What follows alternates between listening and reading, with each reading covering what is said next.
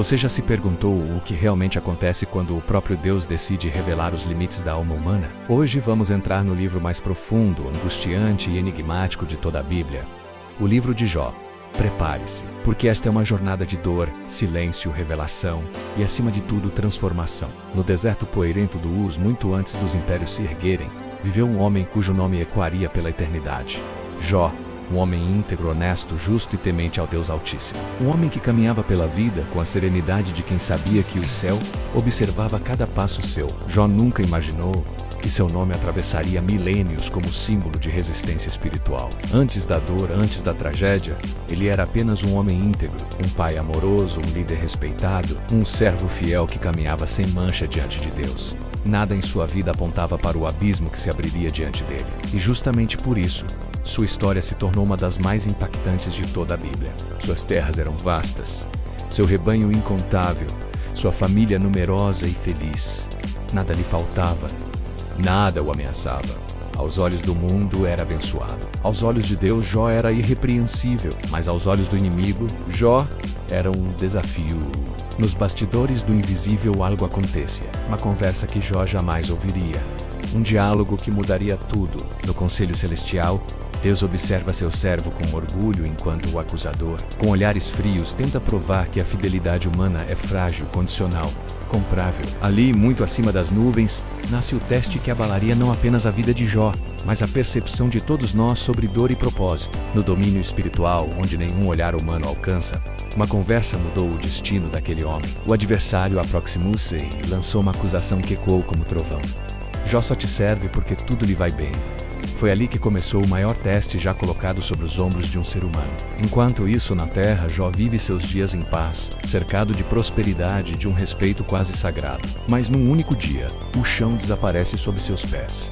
Uma sequência de mensageiros chega com notícias cada vez mais devastadoras. Fogo do céu, perdas financeiras, servos mortos. Até que, por fim, o golpe mais profundo é revelado. Seus filhos, sua alegria, sua esperança, tudo, em um único sopro do destino, é arrancado. Em um só dia, numa sequência de golpes que abalaria qualquer alma, Jó perdeu tudo.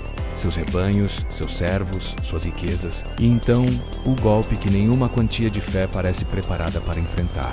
A perda dos filhos. Um silêncio cortante tomou seu lar. Um vazio impossível de descrever tomou seu peito. Mas mesmo assim, Caio achou, rasgou suas vestes e declarou: "O Senhor deu. E o Senhor tirou. Bendito seja o nome do Senhor." Mas a história estava longe de terminar. Era só o começo. O inimigo insatisfeito pediu permissão para ir além. O acusador retorna, inconformado. E um segundo golpe é permitido. Agora não contra seus bens, mas contra sua carne. Feridas dolorosas cobrem seu corpo. Sua pele arde, sua mente se inquieta. O homem mais íntegro da região transforma-se em uma figura quase irreconhecível, sentado no pé, raspando feridas abertas com cacos de cerâmica. E Jó, antes tão saudável, agora se viu coberto por feridas da cabeça aos pés. Uma dor física que queimava como fogo, uma dor emocional que esmagava o espírito. Os dias se misturaram. As noites tornaram-se longas demais. Jó se sentou sobre cinzas, tentando entender o que havia acontecido com sua vida. E foi nesse momento que surgiram aqueles que deveriam confortá-lo, mas não o fizeram. E então vem o silêncio. O tipo de silêncio que destrói. O silêncio que corrói a alma. Observado por amigos, julgado por palavras que ferem mais do que as chagas. Pressionado por uma esposa desesperada que não consegue ver sentido naquilo, Jó luta para respirar em meio ao caos. Cada frase de seus companheiros é uma acusação velada. Você deve ter feito algo. Ninguém sofre sem motivo. Ele faz, Bildad e Zofar, 3 homens sábios aos seus próprios olhos, olharam para a ruína de Jó e chegaram a uma conclusão. Você está sofrendo porque pecou. Deus não pune inocentes. O coração de Jó, já ferido, foi esmagado ainda mais. Não bastava a sua dor. Agora ele teria de lutar contra acusações injustas. Mas Jó sabe de sua integridade. E com coragem quase insana, ele exige respostas. Não justificativas humanas, mas respostas do próprio Deus. E então Jó fez aquilo que poucos seres humanos têm coragem de fazer. Ele questionou. Ele chorou. Ele gritou ao céu. Por que um justo sofre? Por que Deus parece tão distante? Por que o silêncio divino pesa mais do que qualquer calamidade? Durante longos capítulos, Jó expôs sua alma, suas dúvidas, sua revolta, mas nunca em nenhum momento negou a existência ou o caráter de Deus. Ele não blasfemou, não desistiu. Sua fé foi abalada, mas não destruída. Até que quando o silêncio parecia ter vencido, Deus respondeu. E não respondeu com explicações fáceis. Não respondeu com justificativas. Deus respondeu com majestade. Não com carícias. Não com explicações simples. Mas com a força de um redemoinho. As palavras divinas não diminuem a dor de Jó. Elas ampliam sua visão. Deus o conduz pelo cosmos, pelo oceano, pelos animais selvagens, pelos mistérios da criação. A mensagem é clara, poderosa e quase avassaladora. Jó, você não vê o todo. Você não compreende o infinito. Mas eu vejo. Eu sei. Eu sustento. Onde você estava quando eu lancei os fundamentos da terra? Você consegue prender as constelações? Pode domar o Leviatã? Pode ordenar ao amanhecer que venha? Deus não estava humilhando Jó.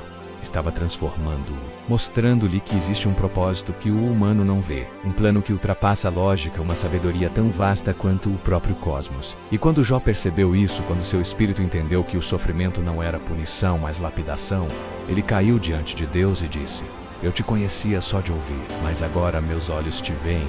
Foi então que algo aconteceu.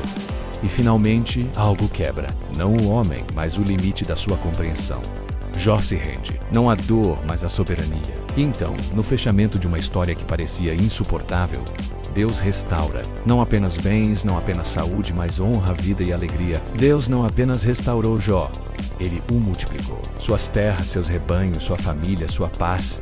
Tudo voltou, não como antes, mas em dobro. O sofrimento não foi apagado, mas transformado. A dor não foi esquecida, mas ressignificada. Jó emergiu não como a mesma pessoa, e sim como alguém muito maior.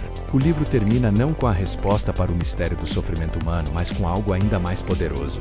A revelação de que o sofrimento não define o justo, ele revela o justo. A jornada de Jó ecoa até hoje porque todos nós enfrentamos nossos próprios redemoinhos. Todos nós carregamos perguntas silenciosas que jamais fizemos em voz alta. E assim como ele, muitas vezes não temos explicações, apenas fé. Uma fé que permanece mesmo quando o céu parece fechado. A história de Jó continua sendo um lembrete eterno.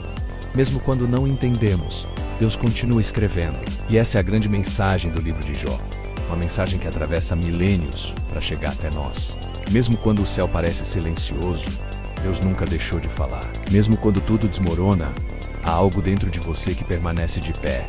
E mesmo quando as explicações faltam, a presença de Deus continua sendo suficiente. Obrigado por assistir. Se esta mensagem tocou seu coração, compartilhe com alguém e não se esqueça de se inscrever para mais conteúdos como este. Deixe o seu like e ative o sininho para as notificações. Obrigado e forte abraço.